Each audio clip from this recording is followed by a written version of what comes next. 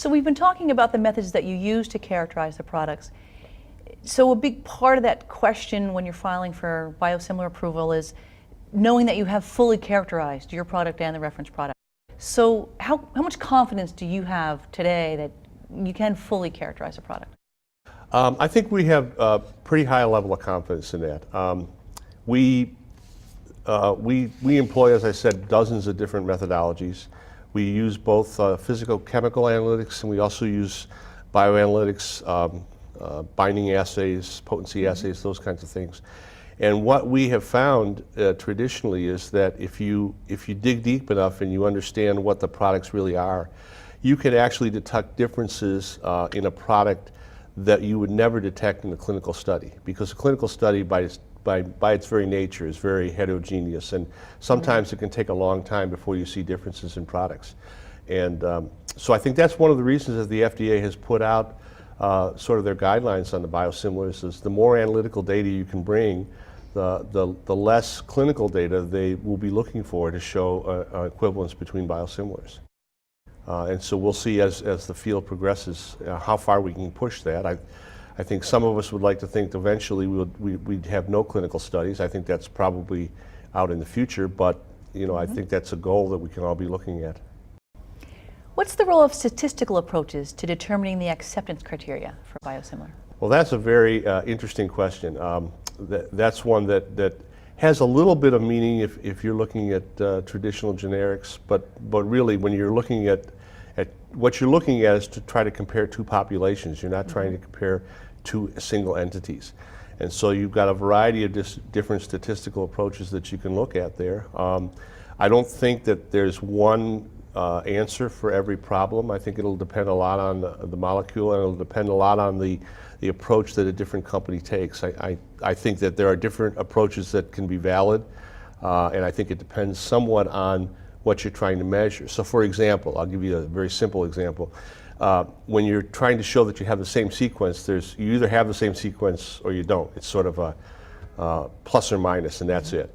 But if you get into something like a glycosylation pattern where there's a diversity, as you said, amongst different lots, now you have to say, okay, how do I know that my material matches the brand material? How do I know that the diversity of my material is similar to the diversity of the brand material or not? And so I think there will be different statistical approaches taken depending on the attributes you're looking at and depending on the products you're looking at. If we go beyond the statistical approaches and we look more broadly at the entire analytical strategy, what are some of the general strategies that biosimilars companies have taken to demonstrating similarity? Well, I think the traditional, if you want to call them traditional biosimilars, the ones that have been in, for example, in Europe for a while, they've tended to go in with a reasonable analytical package, but they've very quickly gone on and done clinical trial comparisons. And so they're sort of using the clinical trial as a backup to the analytical strategies. As a matter of fact, the first product that was approved last week as a biosimilar in the US has actually been on the market in Europe for 4 or 5 years and has got a lot of clinical data that backed up what was a pretty impressive analytical package, but I think the clinical data that was there helped an awful lot initially. As we move forward, we're going to be getting to more and more materials that will have less and less clinical data potentially and more analytical data, and it'll depend, I think, on how well we do our job up front and how successful we are in showing similarity on a physical, chemical, and a bioanalytical methodology. Then we'll see how much clinical work we're going to have to do. So you mentioned the approval of the first U.S. biosimilar last week. What can that approval tell us about what the FDA is thinking about what analytical data are needed to approve a biosimilar? Well, I think it's good news, but I think it has to be tempered. I think had that product not been approved, it would have been very difficult for the rest of the biosimilars coming on board because there was so much clinical data. And the analytical data showed, the data that I've seen showed pretty good similarity, but I think it was the clinical data behind it that helped get the approval as easily as possible.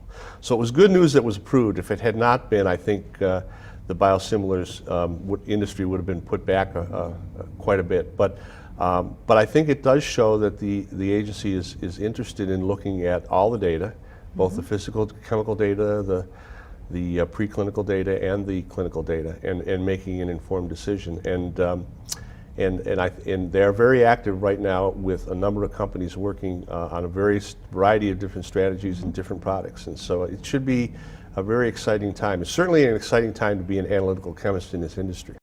Well, Jill, thanks so much for talking to us today.